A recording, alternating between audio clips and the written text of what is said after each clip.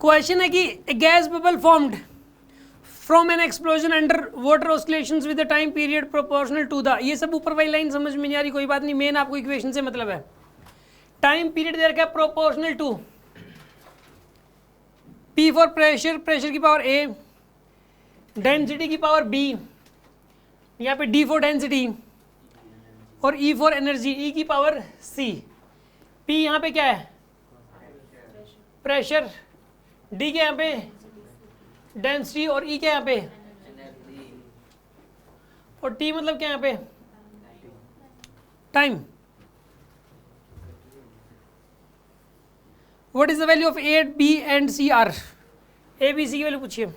सुन आप, इसको करने के लिए आप एक काम करो, इसको लिखोगे आप यहाँ पे इधर M0 L0 T1, क्योंकि इसकी पावर T की पावर 1 ही है बस, M और L तो है ही नहीं इधर, तो M0 L0 लिख दिया इज इक्वल टू। अब प्रेशर की डायमेंशन लिखो, प्रेशर की, प्रेशर होता है फोर्स बाय एरिया, प्रेशर होता है फोर्स बाय एरिया, सबको पता है।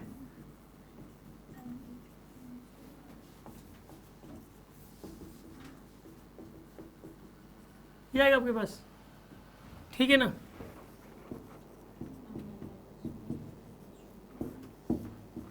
ये आएगा आपके पास। डेंसिटी क्या होता है बताइए? मास बाय वॉल्यूम होता है डेंसिटी, समझ आ रही है बात आपको? ML-3 बनेगी यहाँ पे, इसकी पावर B। एनर्जी क्या होता है? एनर्जी ML2T-2, इसकी पावर क्या बनेगी? C। समझ में आ रही है बात आपको?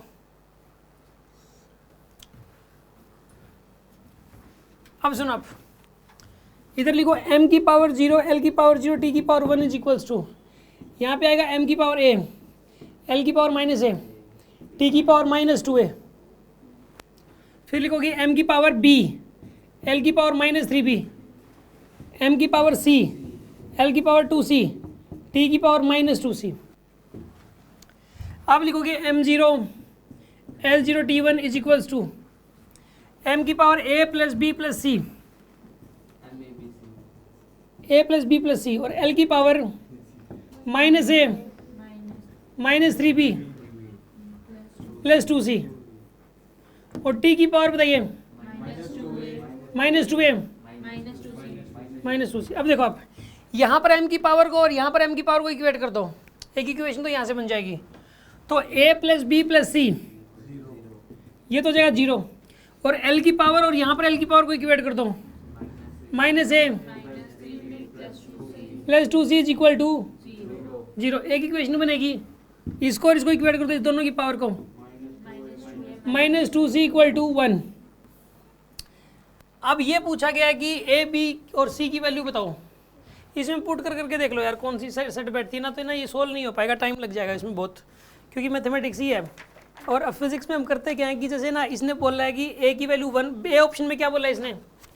A ऑप्शन इसने दिया हुआ है, A ऑप्शन क्या दिया हुआ है इसने? 1 1 2 दिया हुआ है।